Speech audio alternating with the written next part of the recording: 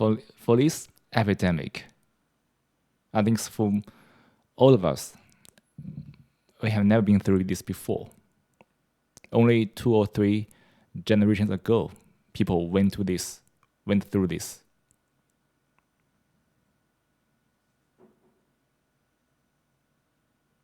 Your lifestyle has been disturbed totally, right? For students, maybe it's good because they have longer holidays. But just kidding. Most people feel disturbed because their long-time habits has been challenged by this very special time. Also, the economy has been affected by this virus. We usually separate the economy, life, whatever, using the verse. We think economy is economy, life is life. But what is economy? What is a society? And what is life?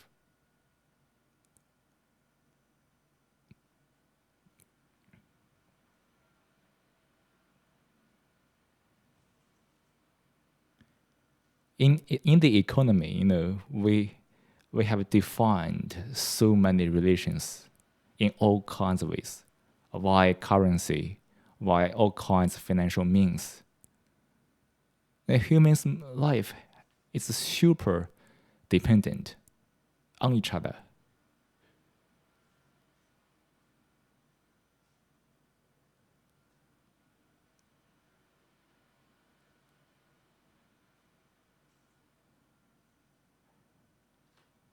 And for people who are involved in the economy,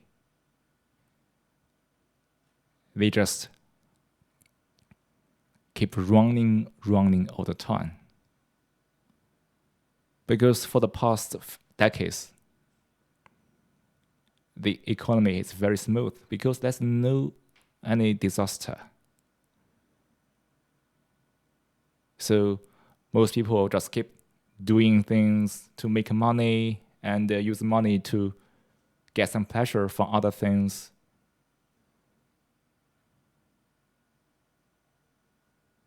That's most people's lifestyle, is it? It's rather mechanic.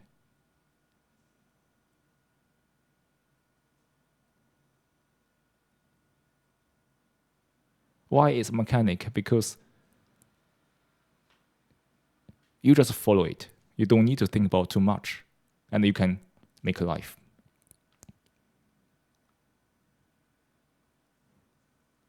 Until there's something can disrupt this economy, like this year's virus. Then the habit is broken totally. But still, the relation is still there, right? People need to pay the rent, pay all kinds of bills.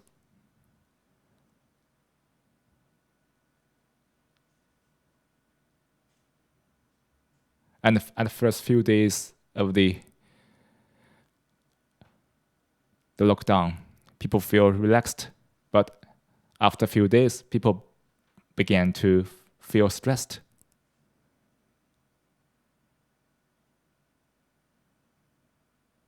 Because what? Because the thoughts about this kind of relations in the economy and conflicts between the economy and the current situation.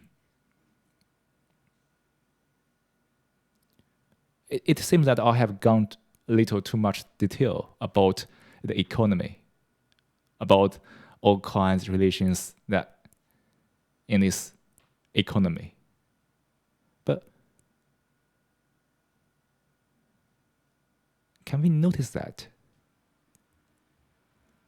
the economy is built up upon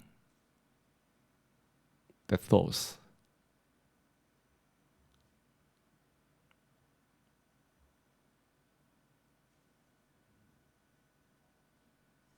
And then we get hurt from the thoughts.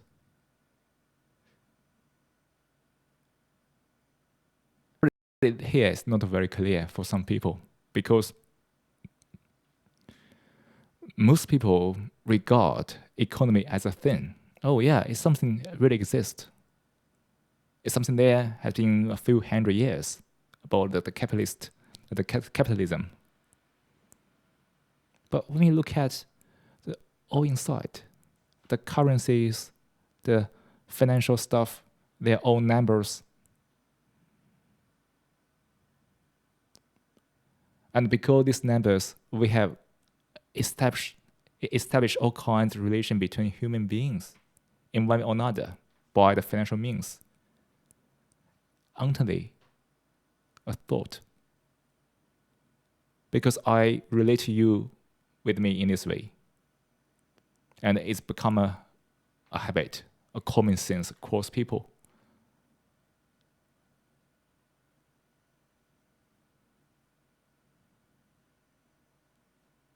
Here, we don't deny economy, but probably we need to understand a little about the economy,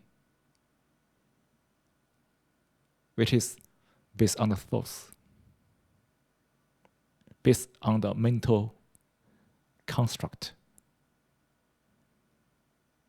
And because these thoughts will make people so dependent on each other. Mentally dependent.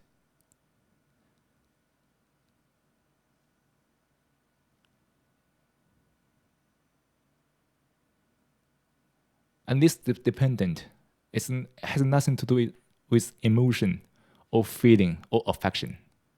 It's not like you are dependent on your partner psychologically or emotionally. It's not that. We create this kind of dependence via this financial means. Money. Money talks. That's most people think in that way, right?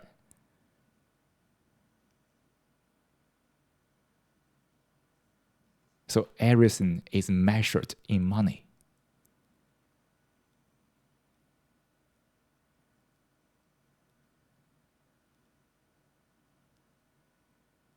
If I did something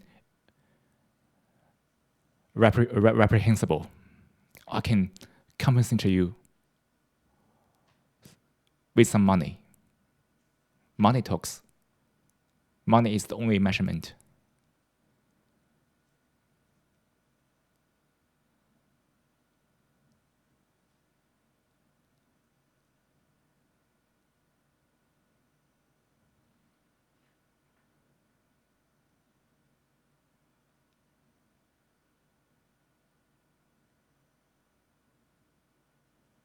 So when the society is based on this kind of rules, I mean that money is the only currency. And if we are too dependent on that psychologically, means that we project our inner thoughts, inner relationships onto the money. And then this society is called capitalism.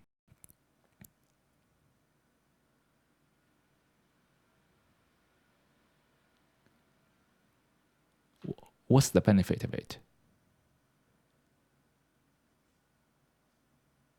Isn't it much more efficiency, right? Much more efficient. Because all kind of measurement can become one measurement, money. So doing big business, I only care about profits. I want to maximize the profits.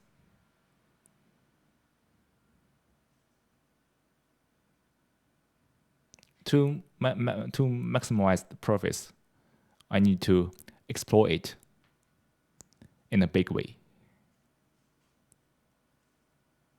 So everyone is striving for maximizing the profits. What will happen then between the human relations?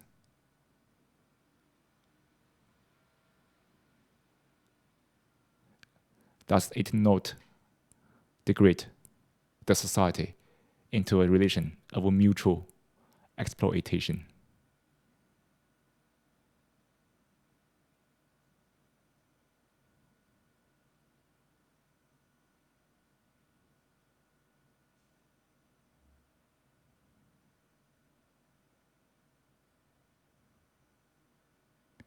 And of course, the society is becoming very efficient, but it's also very ruthless. So to speak, the more efficient the society has become, the more ruthless the society will be. Sorry to interrupt, Cico. I think Anna had a question for you. Can you hear her?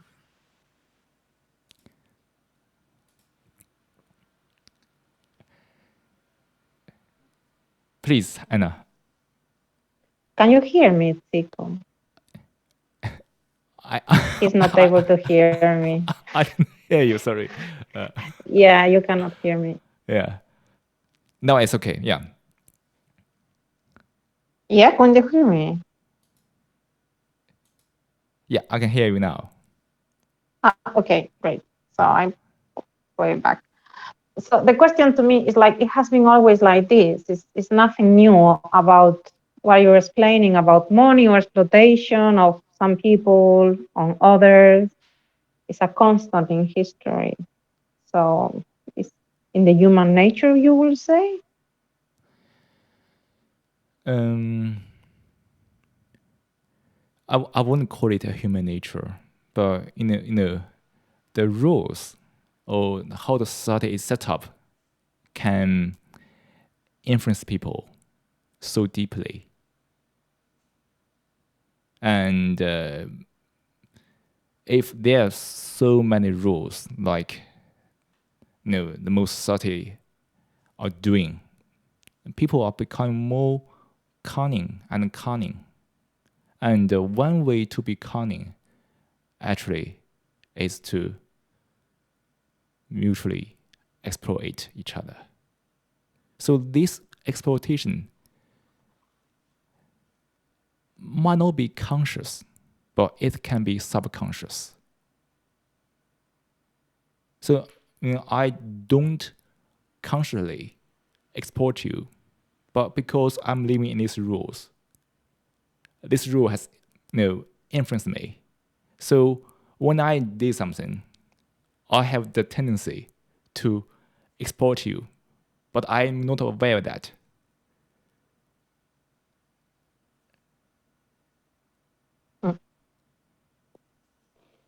Yes.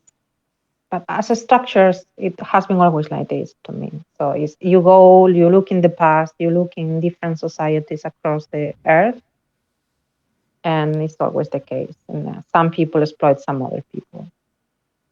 So I just wanted to have that reflection, I guess. So from the economy there. Maybe Cico, it helps maximization of profits. That's the underlying mechanism of what you are talking about. I don't think that's the case in every society.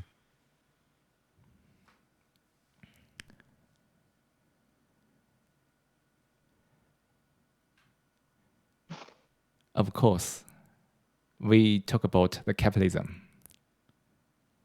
But if the society is not running based on capitalism, yeah, that could be different intentions, different things. Like in a country like like the Bhutan, in some Asian countries, they don't have this kind of capitalism, This country is still based on the spirituality. That's a different story, right? But look at the Western society, like here, US, other countries. We have very, very efficient structure in doing things. But at the same time, we need to notice that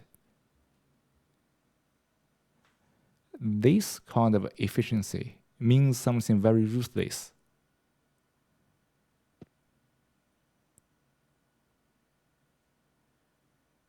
Oh, so to speak.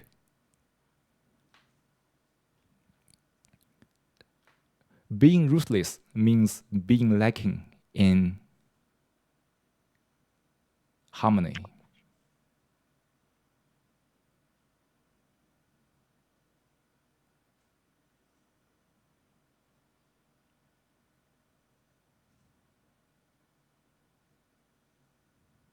So when people want to maximize the benefits or the profits, we begin to lose the awareness of being a human.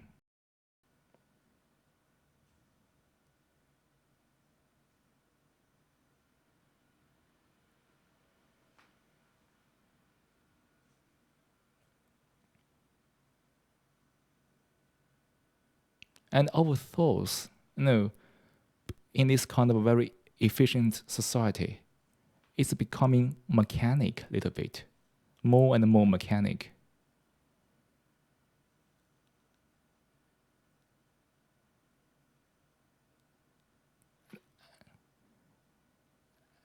And to maximize the benefits or the profits in this mental structure, we have developed, the self, the ego stuff, to enhance this kind of individuality. The more individual we are, the more potential conflicts between people can be.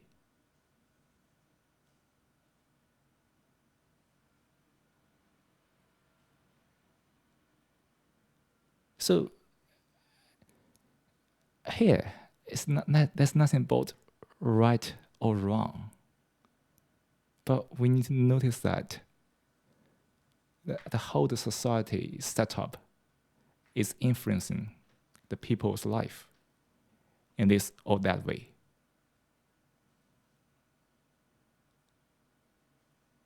And when we have this very strong, very efficient society, there's a very strong mental construct. How many of us are really able to confront this construct? Means that you don't get used to it, but to challenge it.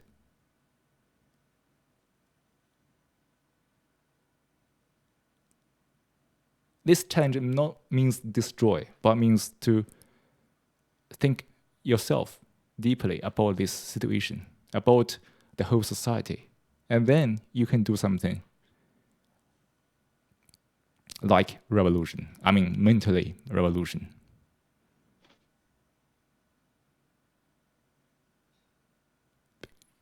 So it's sort of we can say it's a social pressure or group pressure, because it is such a strong mental construct.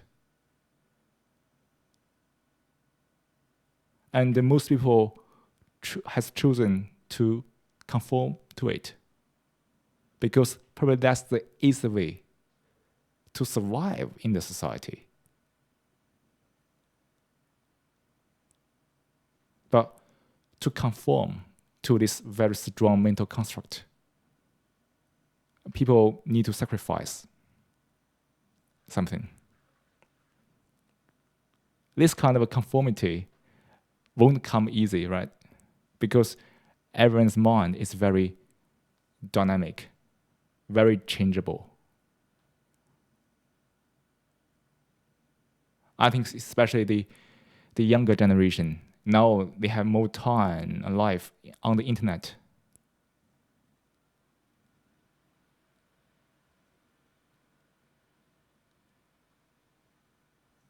this conformity is never easy. But so if people really want to go into it, people may ask, do I have to conform it or not?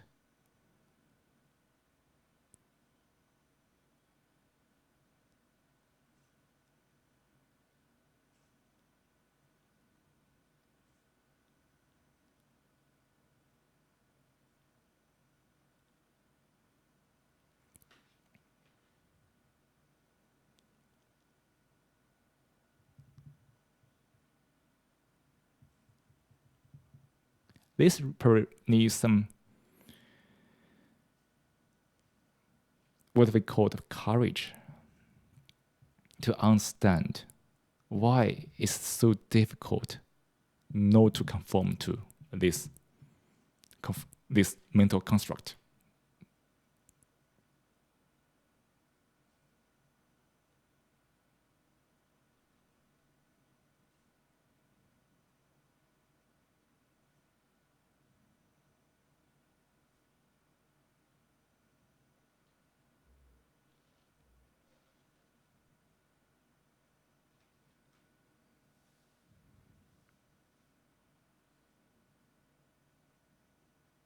So this is the first part of today's session. So we talk about the economy, about the thoughts we have given into this kind of economy. It's not about to deny it, but sometimes if we can give a little deeper thought into it, we can save a lot of problems.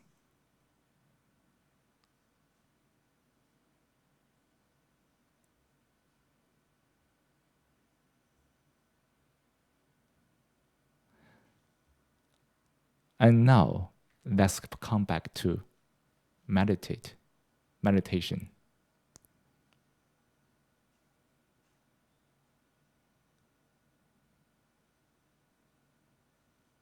No matter what we have discussed today, it is always important to stay peace and calm, to let go of the thoughts. Thoughts are always illusions.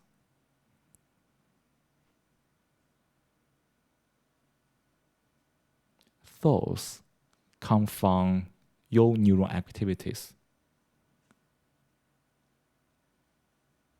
Thoughts are the reaction to your memory.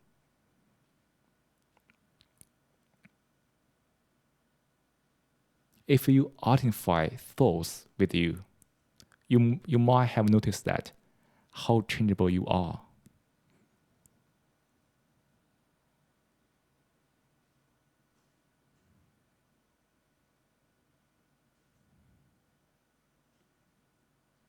When you are in thoughts, it can be difficult for you to take actions because thought only block actions. People may ask, do I have to think when I take action? Of course, you need to think. But when you think, it's not necessarily that you get into thoughts. When you think with clarity, when we think, when we see the whole situation clearly, that very saying will prompt you to take actions. The actions can be a mental one, also can be a physical one, to change your situations. And the different situations will change your mentality, your mind. But if you get stuck into thoughts, the thoughts will run like a whirlpool, keep dragging down deep into the sea. And in that situation, there's no saying, no action.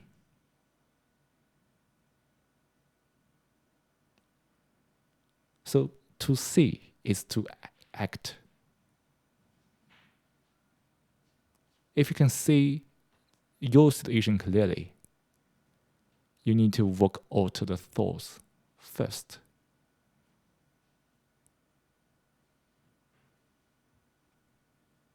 To see the relation between you and this economy, you need to work out the thoughts, all kinds of illusions first. And then you could see it clearly. When you see that clearly, I think you will have a very clear plan how to take actions. So now let's follow the audio guide to do 10-minute meditation to calm down deeply. Of course, don't expect this 10 minutes too much because it's very short.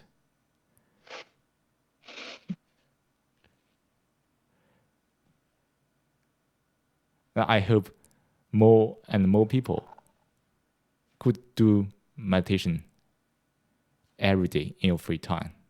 Okay, long story short, let's take the meditation first and come back to the second part of the discussion. Yeah. Now, let's take a 10-minute meditation. Start by taking a moment to find a comfortable position to sit in a posture that you feel relaxed and get alert. Let hands rest on your knees or laps.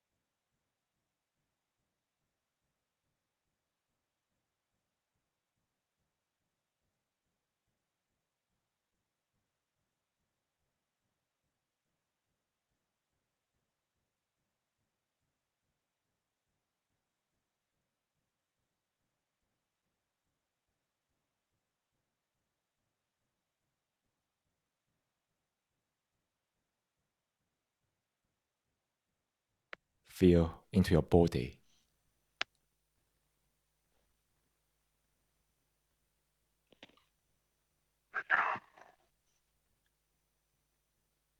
Wiggle your fingers and toes.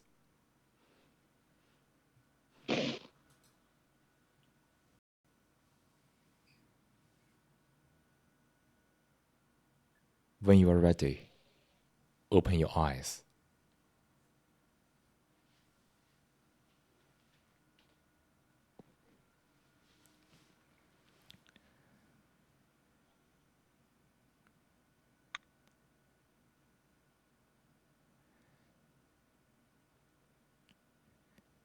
I hope everybody has spent the past 10 minutes peacefully.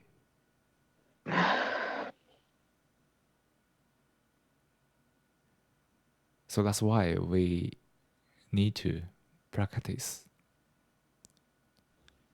walking out of thoughts consciously.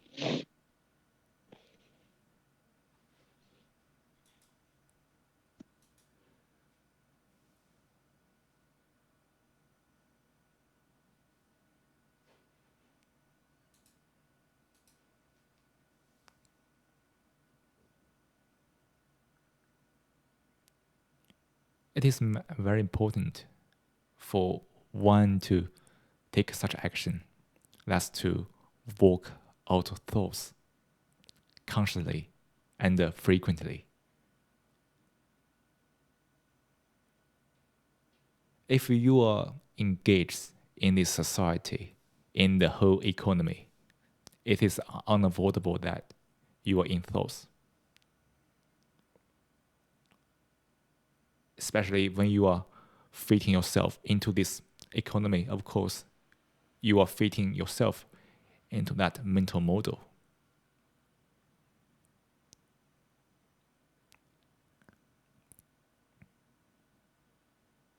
This is not to say you should not do that, but it is very, very essential to have this awareness that nothing really deserves being serious.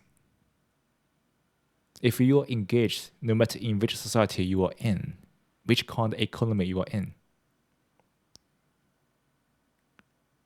be aware of the thoughts.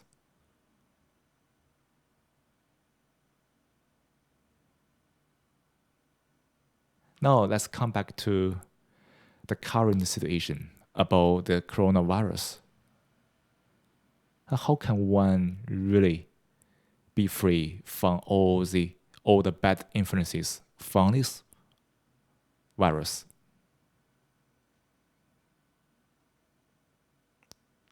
Still one answer, right? Be aware of the thoughts.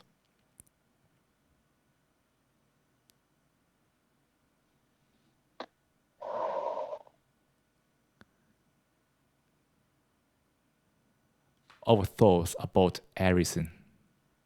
About your life, about your work, about your study, about the virus, about life and death. Is death really scaring? Or is a thought about death scaring? They are two different things.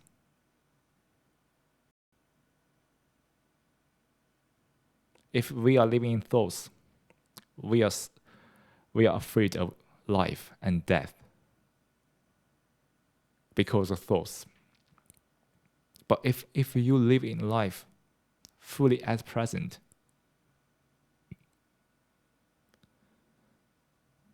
when the death comes, it comes because everyone will die eventually. Right? Everyone will die eventually. But if you now begin to think about death, probably you still have about 60 years to die. And then for the 6 years, you are in the fear of death. And then you die.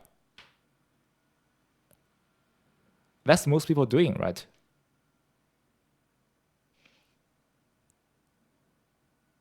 So to work out of the thoughts can be difficult, but that's the only wisdom, the only one.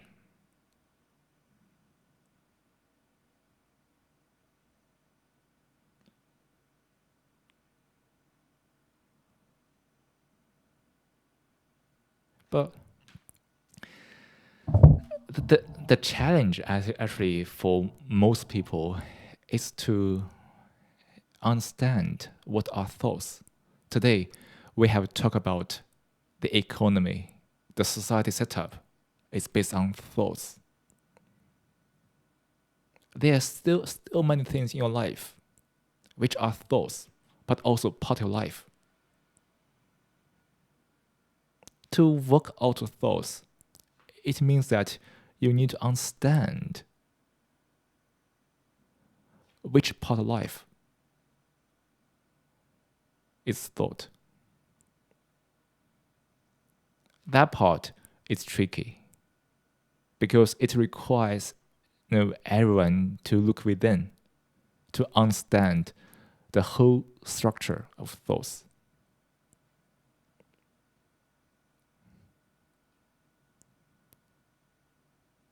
When you are thinking about yourself, when you try your best to benefit yourself, the self is also a thought.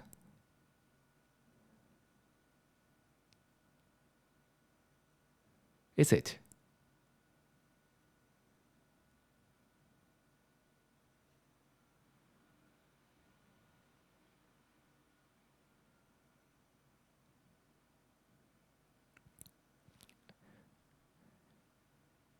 So I remember I watched a documentary about animals, about monkeys. When they see themselves for the first time in the mirror, they were shocked because they didn't recognize the monkey in the mirror is himself. But can you not do that? When you see yourself in the mirror, can you not recognize yourself? Probably not. Because you have been trained to know that that is you in the mirror. But that knowing itself is a thought, is it? It's a mental image about you. So that's why when you think about yourself, you are holding a mental image about yourself.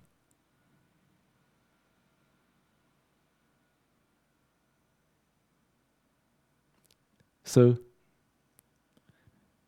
this kind of mental image has become so deep-rooted. For the economy, right? We think about how to make profits, how to maximize the profits, how to benefit the self. They are all in the field of thoughts, including the self.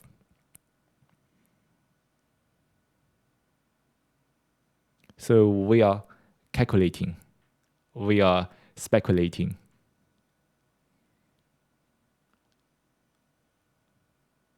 We are maneuvering. We are doing a lot of things with the concept of the self. And I think everybody can feel that. If you are really into yourself, you would encounter all kinds of mental conflicts. Deeply, strongly sometimes. When you are nervous, self-conscious, self-importance, all kinds of things, right?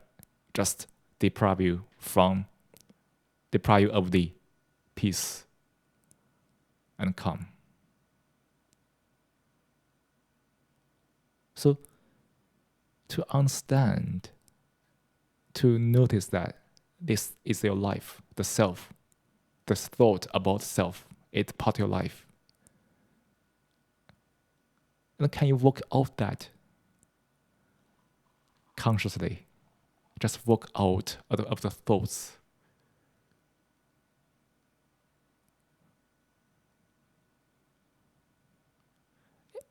For most people, I think we had done a lot of things, but in a very dark way. Like if you are watching a TV or watching some entertainment programs, actually, that very doing is a way to forget the self for a while. Or else you won't relax. It could be very different.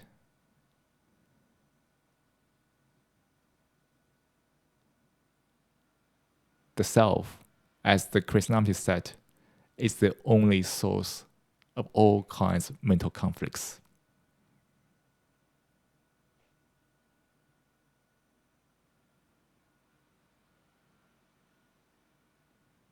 And to realize the self, the influence of the self on each corner of your life, is to meditate.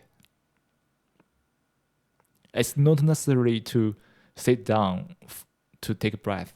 That's only one form of doing that. Actually, there's no fixed form of meditation. When you're in trouble, mentally, if you can realize that it's because, for example, your self-image is attacked, not really you, but the thought about yourself is attacked, and you get hurt. If you understand that, the pain, the trouble in the past about all kinds details of meditation. But at the end of this session, if people want to ask, what is a meditation? If we can answer it in a very short sentence, of course, the shorter the sentence is, the more complicated the meaning will be. That is, to meditate is to end the self. To end the self is to be aware of the influence of the self on each corner of your life. You don't need to kill yourself. Of course, that's also one way to end the self. But that's too harsh, isn't it? What you need to do is just give your consciousness to realize the influence of the self on each corner of life. For example, when people give some bad comments on you, you feel hurt.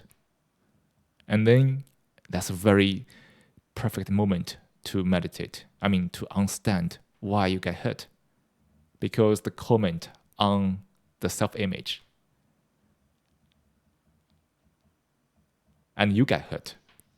Isn't it ridiculous? But it happens a lot in your life, right?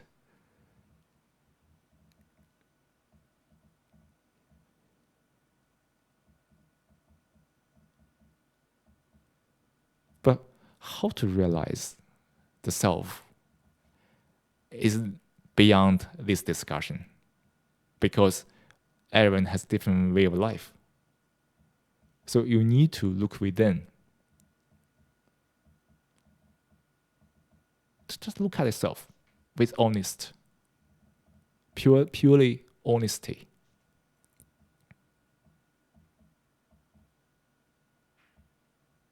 Non-judgmentally.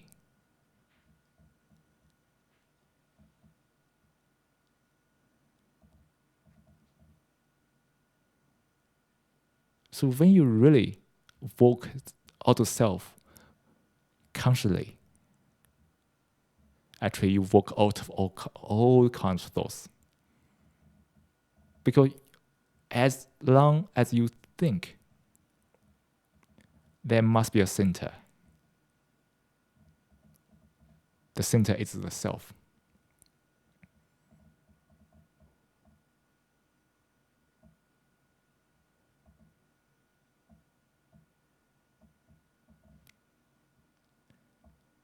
So that's all for today's session.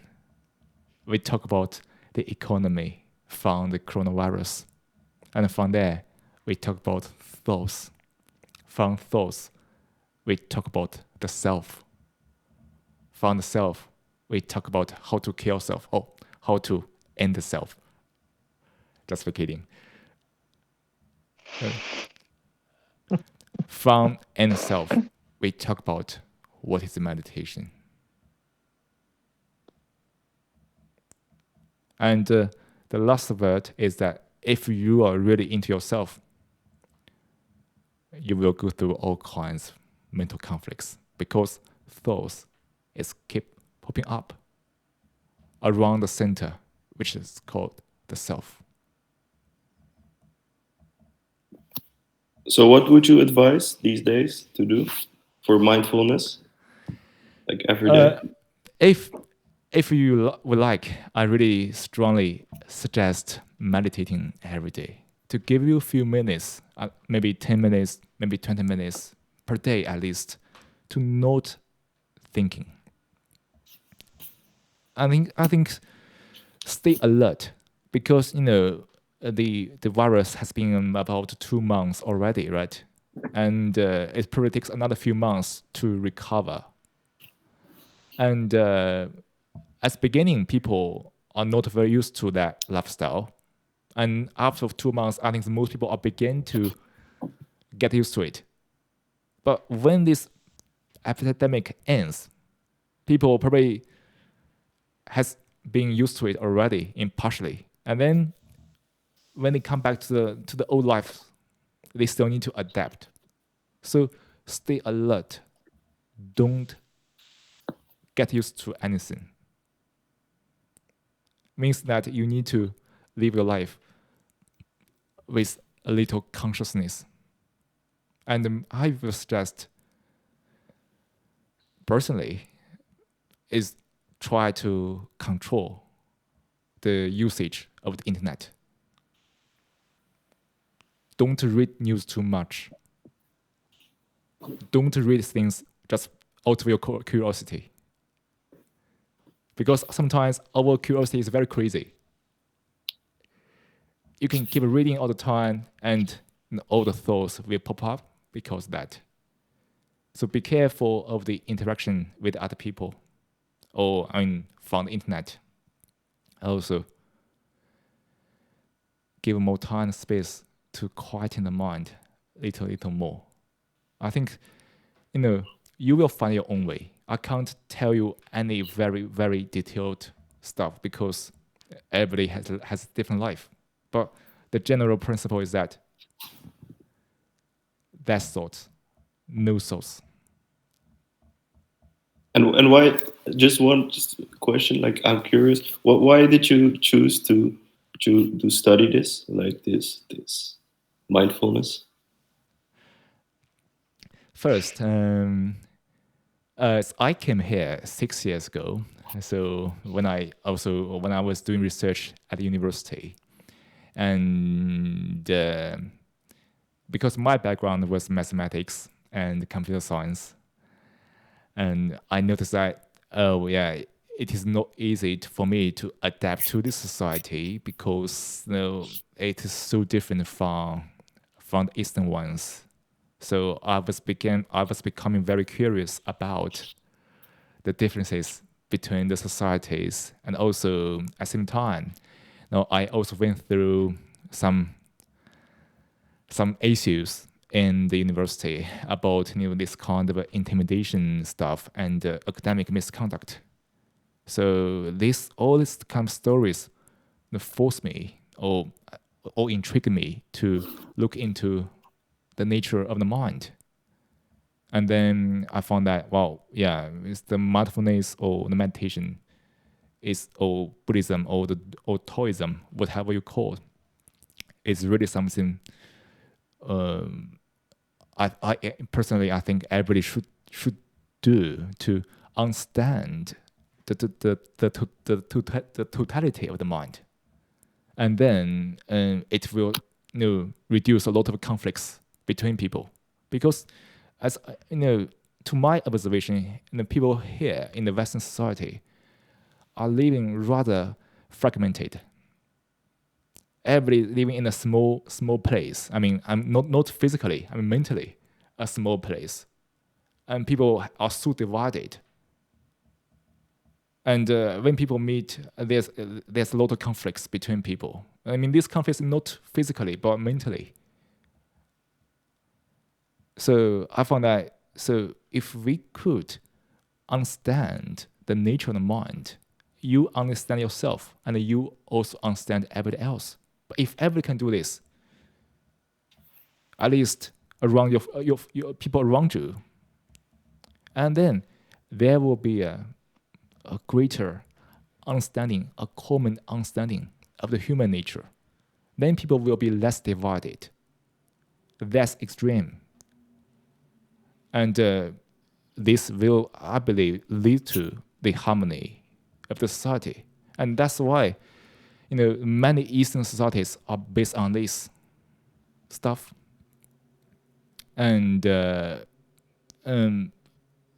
that's why I think it is good to spread this to more people. Not because this stuff can be a very private, but I think if people can really to look within by themselves, I think they will have this kind of a inner freedom, and with that freedom, I think your life will be very different. You will have a life without any fear. But it's hard to look inward, right? Inward, that's very important. Yeah, but it's hard to look inward, right? You cannot just look inward. For people like maybe like you or like other people, if I guess you are just at the beginning of meditation. No. Okay. That's my wrong perception. But if I'm just joking. Yeah. Okay. Yeah. But if for people who is at the very beginning of meditation, it might be a little difficult. But because we have too much thoughts. But as long as you quieten down your mind, and like if you are able to empty your mind, and then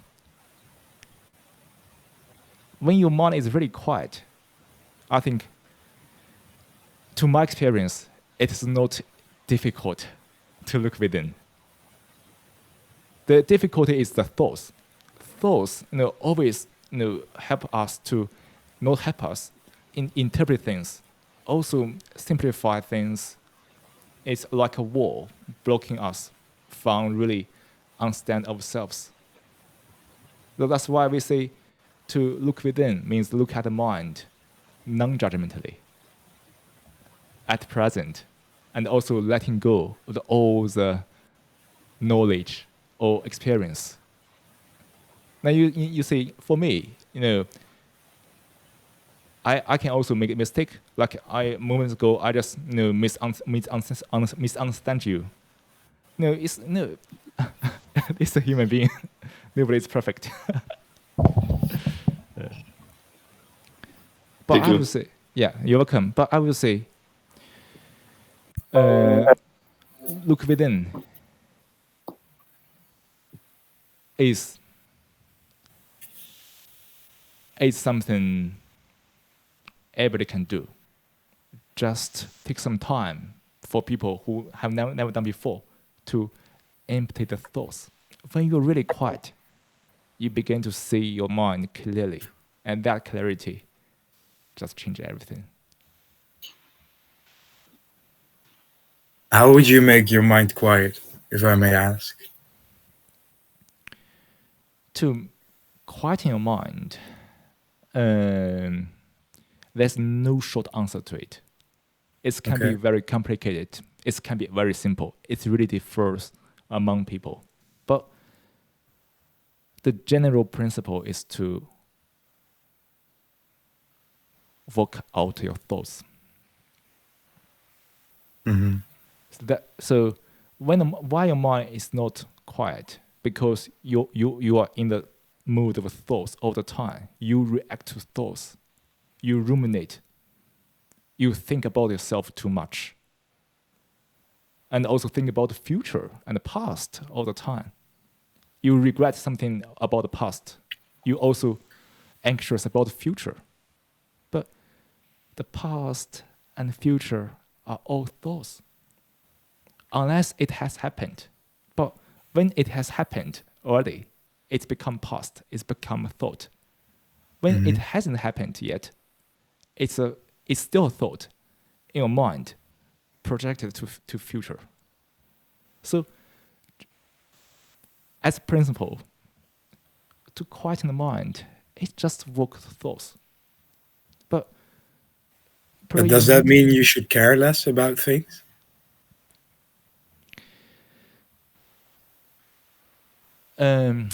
It's when you post that sentence, you also lead us to show that the language is very tricky.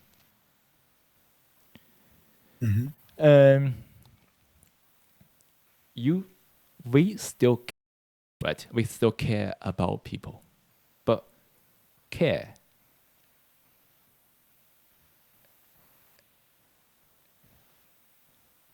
in my vocabulary, it means something like love or stuff. But when we care for people, care about something, we shouldn't take it very seriously.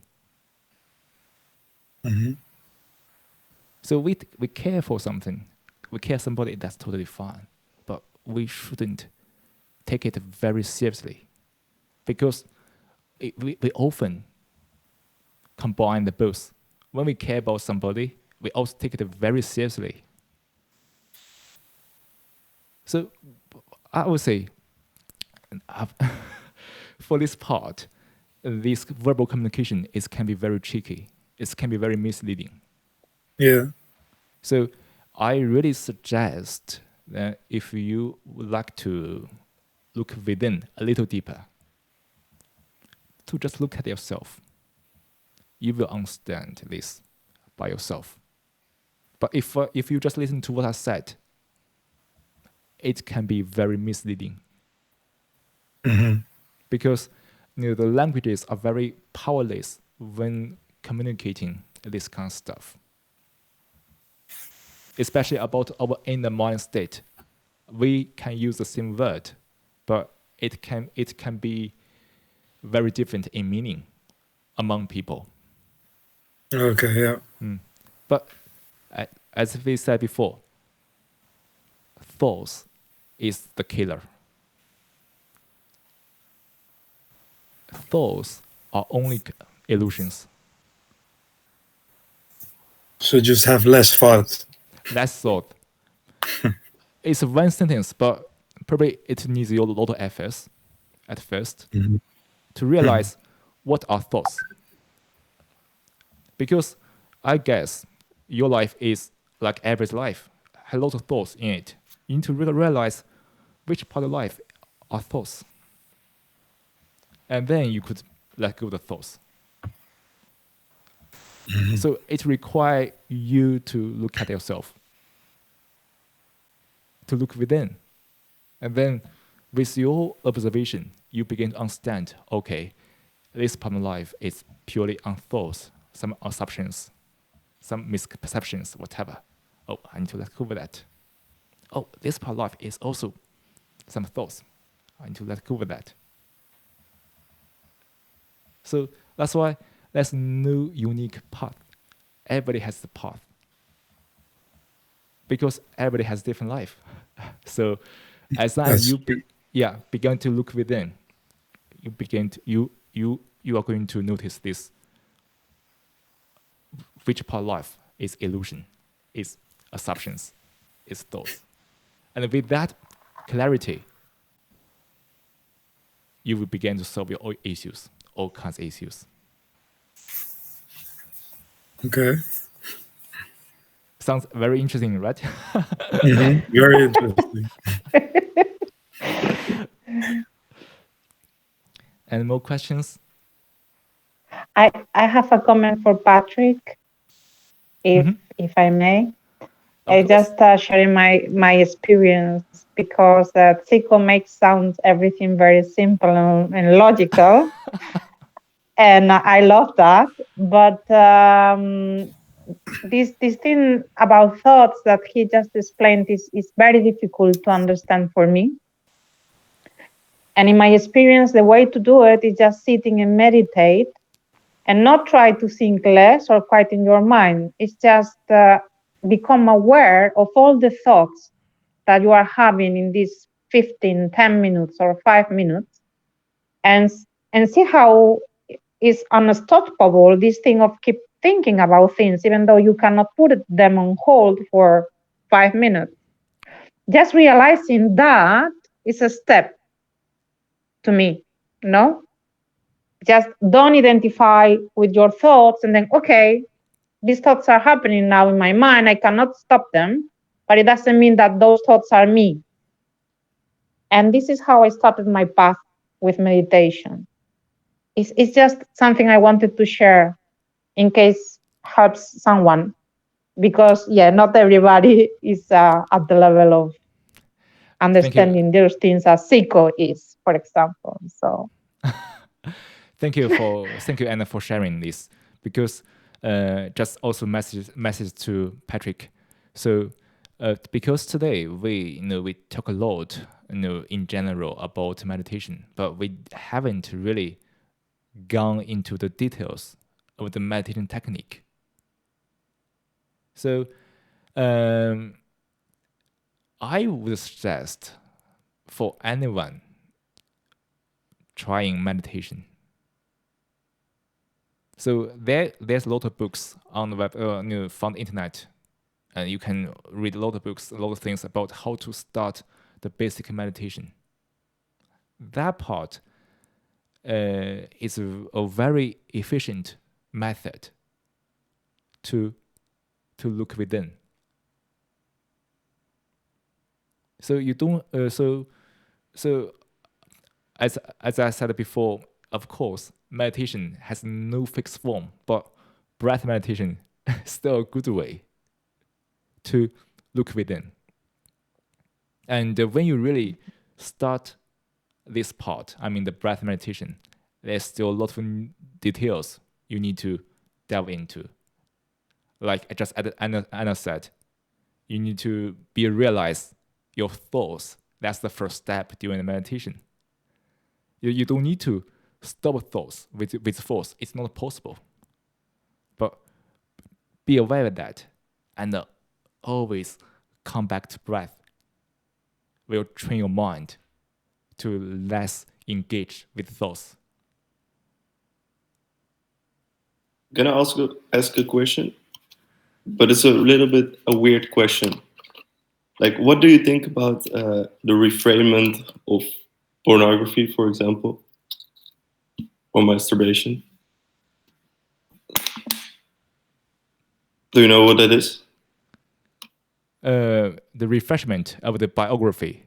Like abstinence. Abstinence. What do you think about that? I would tell you frankly, it's a good question, because in some branches in the Buddhism, they resort to this kind of abstinence, like them. Because I was shocked by what you said. So okay.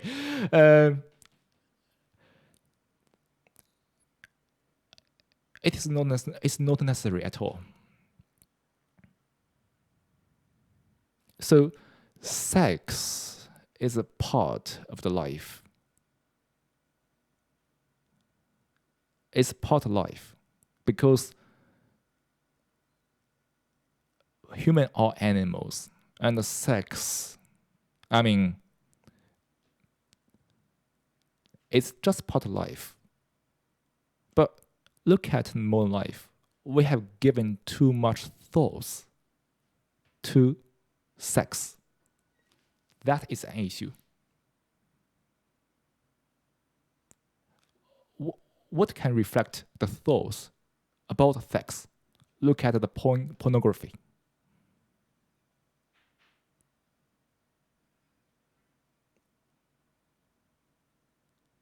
Look at the whole entertainment industry based on sex. Look at our clothing, our clothes, all kinds of sexual suggestion in any ways. The underwear, all kind of clothes, to show, oh, how sexy he or she is. This kind of being sexy is not sex at all.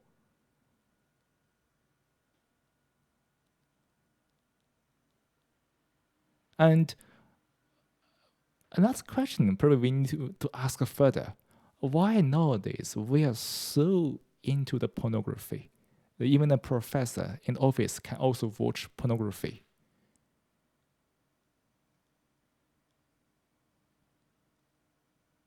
When you are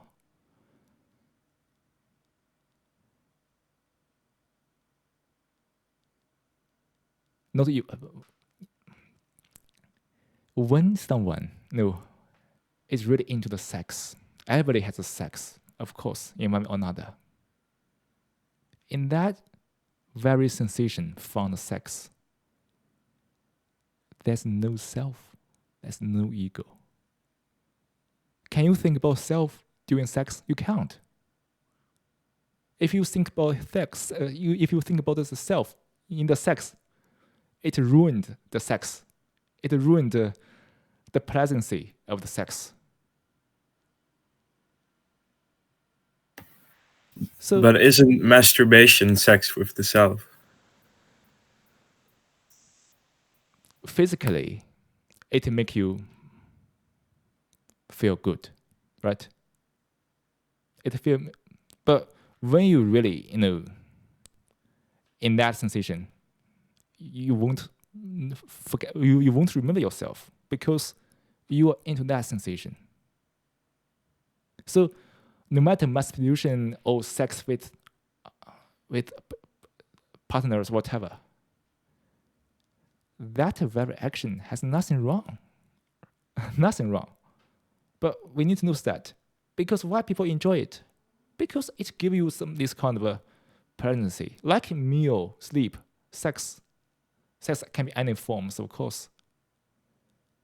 But if you give thought to it, that's another issue. For the very some this kind of Eastern practice, they resort to the abstinency because I think they are too strict, and I don't think it really help because it's also distort the part of the nature of the mind. So the answer in short is that masturbation is no problem at all. And but if you give too much thought into it, or if you're too into it, when you are really when somebody who is always thinking about masturbation and always did it for the pleasure of it, there's an attachment to it. And if you are attached to that, you will find that it can be painful. Okay, thank you. You're welcome. So sex is perfect. Enjoy it, but never overuse it.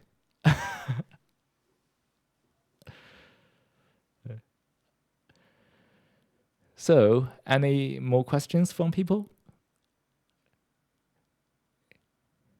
Today we have a very, very diverse topics, especially by the last half an hour.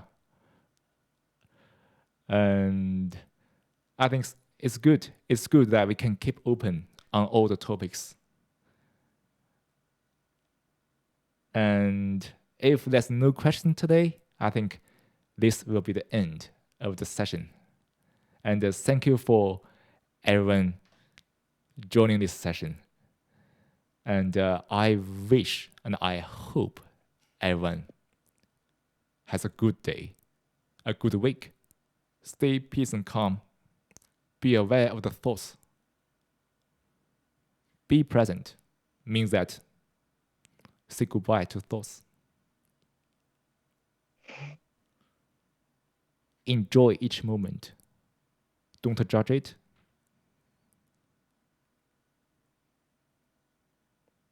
That's it. And thank you again. And hopefully see you guys in the future sessions. Yes, thank you. You're welcome. Thank you, everyone. Bye. Thank Bye. you. Bye-bye.